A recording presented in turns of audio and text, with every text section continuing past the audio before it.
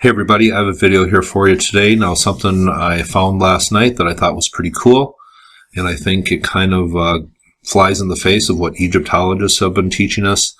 But anyway, this is obviously the constellation of Orion superimposed with the human form, and the human form was always depicted as a hunter, right arm raised, left arm extended straight out, sometimes with a bow, sometimes holding something. The right hand held a club or a torch in most depictions, but this obviously imposed over the pyramids of Giza, and the stars were very important to ancient people. You can imagine no TV, no internet, no nothing. The stars, they were everything to you. They were your news channel, they were your internet, they were your religion, they were everything.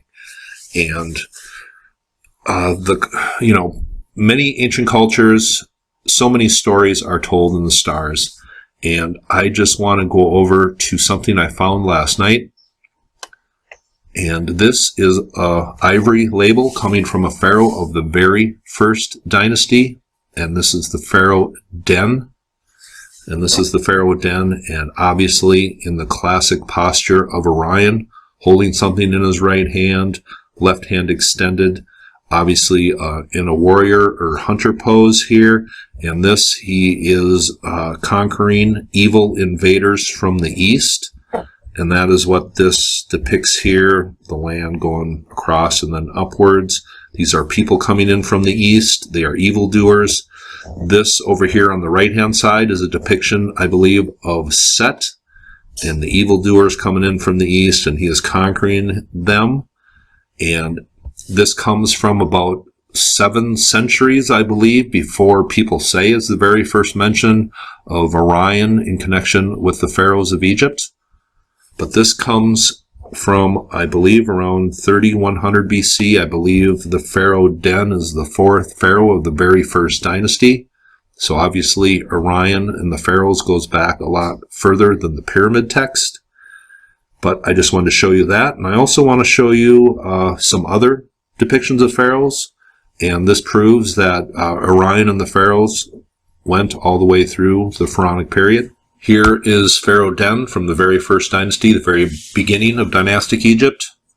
3,000 years later, here's Ptolemy VIII in the posture of Orion. Here is a pharaoh from, I believe, the 20th dynasty, defeating Set, depicted as a hippopotamus, as a posture of Orion. Here is Hatshepsut, the only female, or the first female pharaoh, depicted in the posture of Orion. Here's a statue of King Tut, famous King Tut, in the posture of Orion. So obviously, Orion and the pharaohs went all the way back to the very first dynasty here.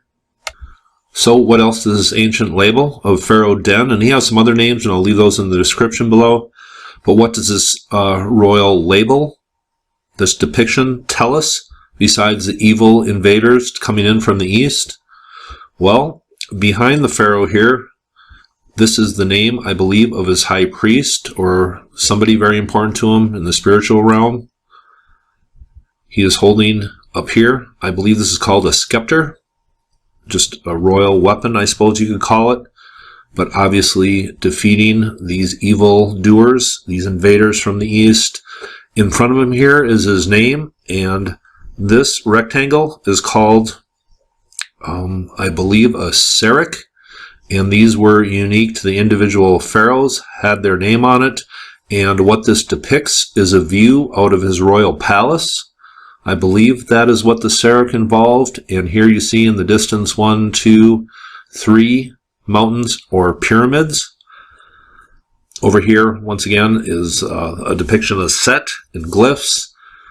And up here, obviously looking east to where these royal invaders are coming from, this is the guardian of the sacred land, or the necropolis, and what we know today as the Sphinx. And here he is 700 years before he is said to be built by Egyptologists in the form of a dog. What we know today is Anubis.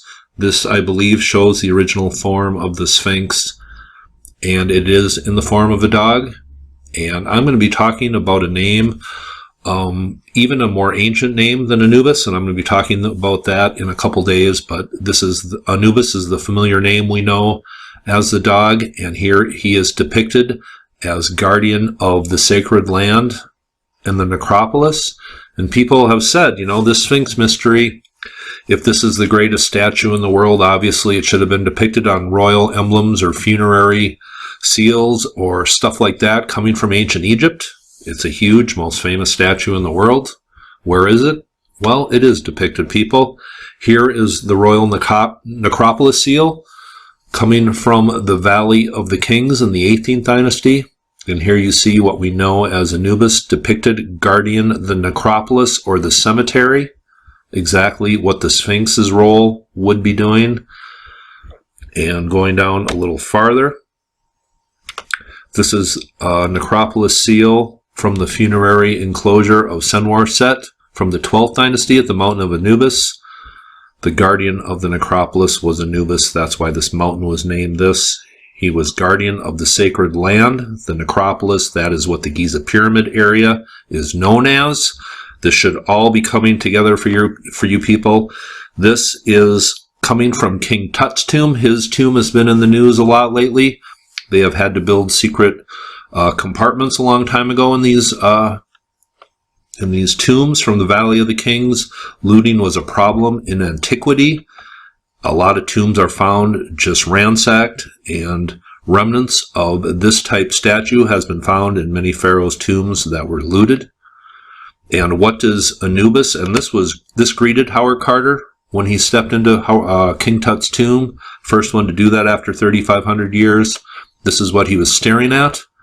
The reason why this is depicted in King Tut's tomb and other pharaohs' tombs is this was the original Sphinx, the guardian of the necropolis at Giza, the oldest and most sacred land in Egypt. And what does this depict?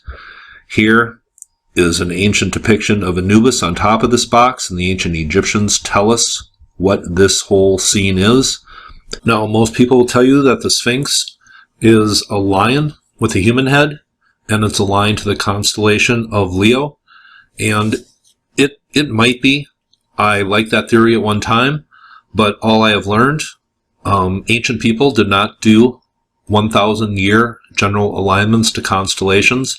They were exact, they were precise, and their alignments were usually, almost always, based on one day.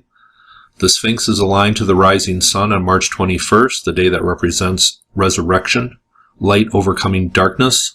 Anubis is the preeminent god of resurrection. This is the main thing that tells me that the original Sphinx was what we know today as Anubis. Here is an ancient depiction of Anubis on top of this box, and the ancient Egyptians tell us what this whole scene is. And it says here that this is the gates of heaven and the box coffin of Orion. So that is what Anubis is sitting on top of. Here is what greeted Howard Carter when he opened up the tomb after 3,500 years. He is the guardian of the dead. That is exactly what the Sphinx is doing at Giza. The original Sphinx was in the form of Anubis. I believe the seal or this label coming from about 700 years before the Sphinx is said to be built, coming from the very first dynasty of Egypt. Orion is depicted. Anubis, the guardian looking east, the guardian of the sacred land, is depicted. Anubis and Orion together. The Sphinx and the pyramids in the shape of Orion together. I think Anubis being the original Sphinx is a little more than a silly theory. Hope you thought this was interesting. You have a nice day.